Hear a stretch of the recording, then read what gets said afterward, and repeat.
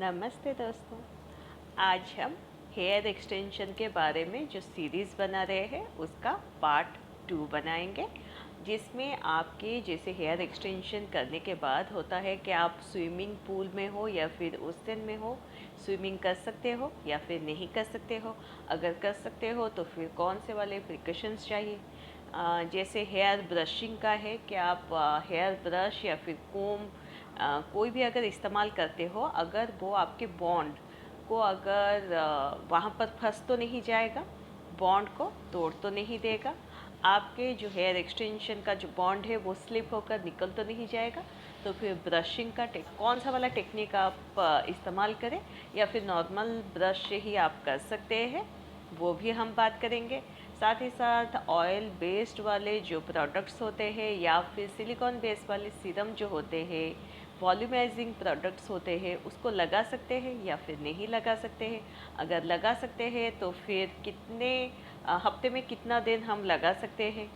और साथ ही साथ आप शैम्पू कंडीशनर जो इस्तेमाल कर रहे हैं हेयर एक्सटेंशन के बाद, आपको कौन से वाले शैम्पू या फिर कंडीशनर इस्तेमाल करना चाहिए, और उसको हफ्ते में कितनी बार इस्तेमाल करना चाहिए।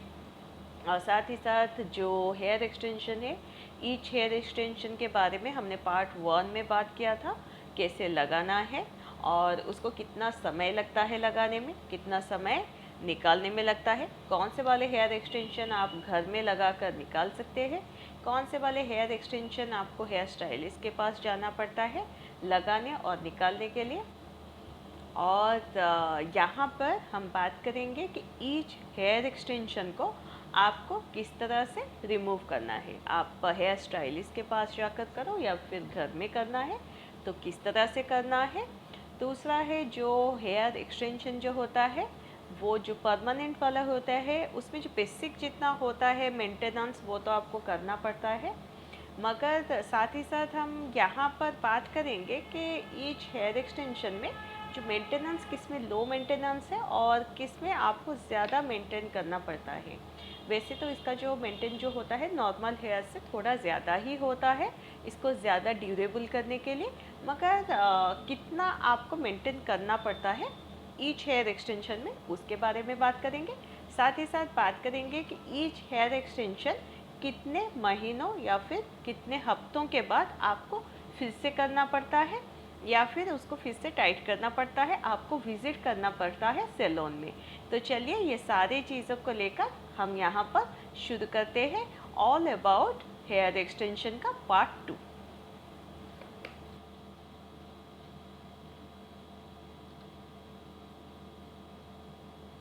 शैम्पू और यहाँ पर कंडीशनर की बात किया जाए तो फिर आपको जो शैम्पू है वो SLS फ्री वाले, और जो कंडीशनर है या तो लेस या फिर नो पैराबेन वाले आपको कंडीशनर इस्तेमाल करना पड़ता है, क्योंकि जो SLS होता है, जो पैराबेन होता है, वो आपके बॉन्ड को लूज़ कर सकते हैं और जल्दी निकल जाता है। जैसे अगर उसका ड्यू होगा कि आपको 6 से 8 हफ्ते तक जाएगा तो फिर उससे पहले वो निकल जाते हैं। तो इसीलिए आपको SLS और पैराबिन फ्री वाले शैम्पू या फिर कंडीशनर इस्तेमाल करना है। इस्तेमाल करने का ये है कि हफ्ते में 2 से 3 बार आप बालों को वॉश कीजिए। अगर आपके बाल बहुत ही ज़्यादा थिक और रफ़ है तो फिर हफ्ते में एक बार आपका अगर साफ़ कर रहे हैं तो फिर ठीक है। वैसे अगर आप हर दिन अगर बालों को साफ़ करना चाहते हैं तो उसमें भी कोई परेशानी नहीं है, मगर SLS और पैराबेन फ्री वाले अगर आप शैम्पू या फिर कंडीशनर इस्तेमाल करते हैं, उससे आपकी जो एक्सटेंशन का जो ड्यूरेबिलिटी है वो ज़्यादा बढ़ जाता है।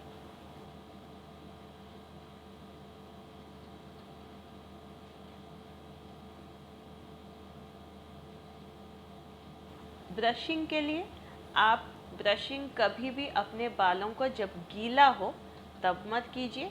आप बालों को साफ़ करने से पहले ब्रश कर लीजिए, या फिर बाल जब 90% आपका ड्राई हो जाए उसके बाद ही ब्रशिंग कीजिए। ब्रशिंग के लिए पहले नीचे से जहाँ पर टैंगल हो वहाँ से शुरू कीजिए, ऐसे ऐसे करके फिर ऊपर की तरफ जाइए, एक ही साथ मत लेकर जाइए। उससे आपका जो एक्सटेंशन है वो खींच सकता है आपके नेचुरल हेयर को भी, और जो बॉन्ड जिसमें आपको कनेक्ट किया गया है आपका जो हेयर स्ट्रैंड उसको भी खींच सकता है। तो इसीलिए नीचे से धीरे धीरे करके आप ऊपर की तरफ जाइए। दूसरा, आप हेयर एक्सटेंशन के बाद जो कोम्ब इस्तेमाल करोगे उसका जो ब्रिसल्स होना चाहिए वो ब्रॉड होना चाहिए और सॉफ्ट होना चाहिए, और उसको कभी भी बॉन्ड की तरफ लेकर मत जाइए। उसे नीचे करके हल्के हाथों से उसको अगर कोम कर रहे हैं तो उसका ड्यूरेबिलिटी और ज़्यादा बढ़ जाता है। तो इसीलिए ब्रशिंग के लिए आप जो ब्रश का इस्तेमाल या फिर कोम का इस्तेमाल कर रहे हैं, ब्रॉड टूथ होना ही चाहिए, वरना आपके बॉन्ड में वो फंस जाता है। दूसरा चीज़ है कि आप जो ब्रशिंग के लिए जो ब्रश का इस्तेमाल कर रहे हैं उसको वुडन वाला जो होता है उसमें बाल फंसने का चांसेस इतना होता नहीं, सॉफ्ट रहता है बालों के लिए।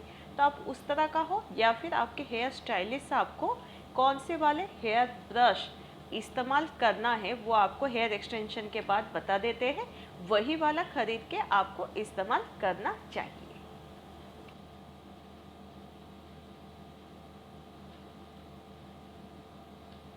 अब ऑयल प्रोडक्ट्स हो या फिर वॉल्यूमाइजिंग हो या फिर आपके जो सिलिकॉन बेस वाले जो सीरम है, पहला तो ऑयल वाले जो प्रोडक्ट्स या फिर सिलिकॉन बेस वाले सीरम आपको बॉन्ड के ऊपर इस्तेमाल नहीं करना है, वरना आपकी जो बॉन्ड जो है वो स्लिप आउट होकर निकल सकते हैं या फिर लूज़ हो सकते हैं। इसीलिए आप रेगुलर अगर आपको ऑयलिंग करना है तो फिर आप नीचे की तरफ बालों को कीजिए, बॉन्ड की तरफ मत लीजिए, क्योंकि वो स्लिप आउट हो सकता है, धीरे धीरे लूज़ हो सकता है। दूसरा, सिलिकॉन बेस वाले जो सीरम है उसके लिए भी वही है, आप नीचे की तरफ इस्तेमाल कीजिए, बॉन्ड की तरफ, या फिर बॉन्ड के ऊपर मत डालिए, ऑयल हो या फिर सिलिकॉन बेस का कोई भी सीरम हो। वॉल्यूमाइजिंग प्रोडक्ट के इस्तेमाल की ज़रूरत नहीं है, क्योंकि आपने हेयर एक्सटेंशन इसीलिए ही किया है कि आपके बाल ज़्यादा थिकर वॉल्यूमिनस लुक आए, तो इसलिए वॉल्यूमाइजिंग प्रोडक्ट्स की वैसे ज़रूरत नहीं है, तो इस्तेमाल नहीं करना है।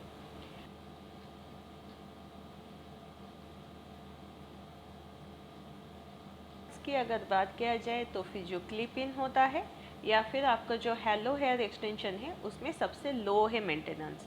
हेलो में तो एकदम माइनर ही है, क्योंकि उसको लगाया और निकाला जाता है, तो इन सब में मेंटेनेंस लो ही है या फिर माइनर है।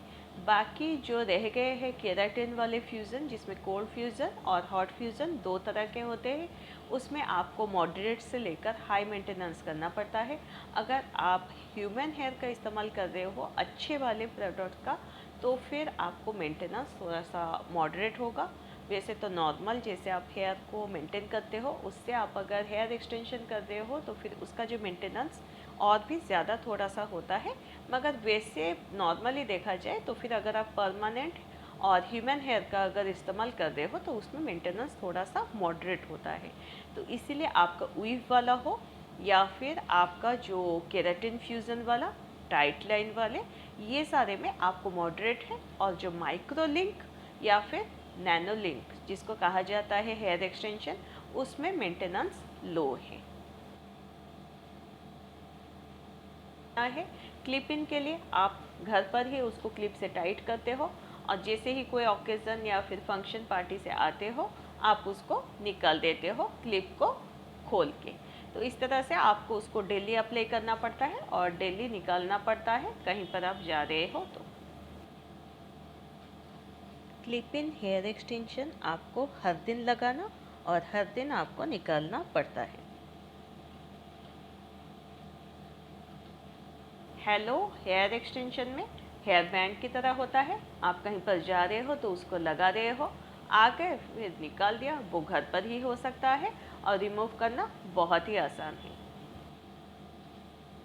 इसको आपको हर दिन लगाना और हर दिन निकालना पड़ता है।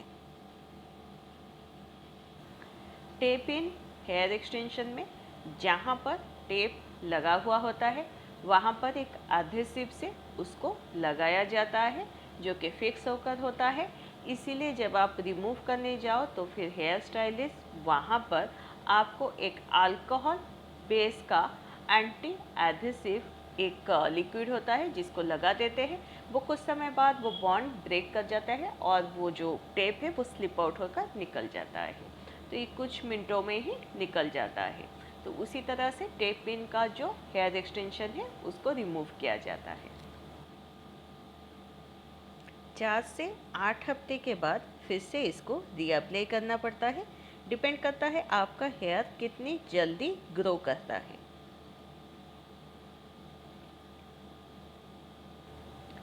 केराटिन फ्यूज़न में दो तरह का हेयर एक्सटेंशन है, एक है कोल्ड फ्यूज़न का, एक है हॉट फ्यूज़न का। पार्ट 1 में हमने बात किया था कि कोल्ड फ्यूज़न को फिक्स करने के लिए सोनिक टेक्नोलॉजी का इस्तेमाल होता है, और हॉट फ्यूज़न में वहाँ पर थोड़ा सा हीट दिया जाता है, जो कि बीड्स होते हैं प्लास्टिक के, उसको जैसे ही हीट दिया जाता है, या फिर कोल्ड फ्यूज़न में जैसे ही सोनिक टेक्नोलॉजी का इस्तेमाल होता है वो मेल्ट हो जाता है और आपके बालों के साथ अच्छे से वो चिपक जाता है और आपके हेयर को एक थिकर वॉल्यूमिनस लुक देता है। मगर निकालने का तरीका दोनों का ही एक ही जैसा है। ग्लू को मेल्ट करना पड़ता है और ये मेल्ट करने के लिए 15 से 20 सेकंड का ही टाइम लगता है। जैसे ही मेल्ट होता है वो बीड्स को प्लायर की मदद से हल्का सा उसको जैसे ही आप घुमाते हो वो लूज़ हो जाता है, फिर उसके बाद उसको निकाल दिया जाता है। ये आपके हेयर स्टाइलिस्ट ही कर सकते हैं। तो इसके लिए आपको सैलून विज़िट करना पड़ेगा जहाँ पर ये टेक्नोलॉजी किया जाता है, और इसको निकालने के लिए 2 से 3 घंटे का समय लगता है। कोल्ड फ्यूज़न को 6 से 12 महीने में और हॉट फ्यूज़न को 3 से 6 महीने के बाद फिर से रीअप्लाई करना पड़ता है। जितने परमानेंट हेयर एक्सटेंशन है वो डिपेंड करते हैं आपका हेयर कितनी जल्दी ग्रो करता है। माइक्रो लिंक या फिर जो नैनो लिंक का जो हेयर एक्सटेंशन है उसको निकालने के लिए उसके ऊपर भी बीड लगा हुआ होता है, तो प्लायर की ही मदद लिया जाता है, जिससे बीड को थोड़ा सा दबाकर थोड़ा सा घुमाने से वो निकल जाता है। तो इसी तरह से इसको भी निकाला जाता है। माइक्रोलिंक हेयर एक्सटेंशन 6 से 8 हफ्ते बाद फिर से रीअप्लाई करना पड़ता है। टाइट लाइन हेयर एक्सटेंशन को निकालने के लिए जो थ्रेड सीव किया जाता है उसको एक सीजर की मदद से हेयर के नीचे जहाँ पर आपका एक्सटेंशन लगा हो उसको ऊपर उठाकर नीचे की तरफ से सीजर से वो थ्रेड को काट देते हैं। जैसे ही आप काटते जाओगे वो आपका हेयर एक्सटेंशन जो उसके साथ लगा हुआ होता है वो निकलता जाता है। तो इसी तरह से इसको सीजर से काट काट के फिर निकालना पड़ता है। 6 से 8 हफ्ते बाद फिर से रीअप्लाई करना पड़ता है।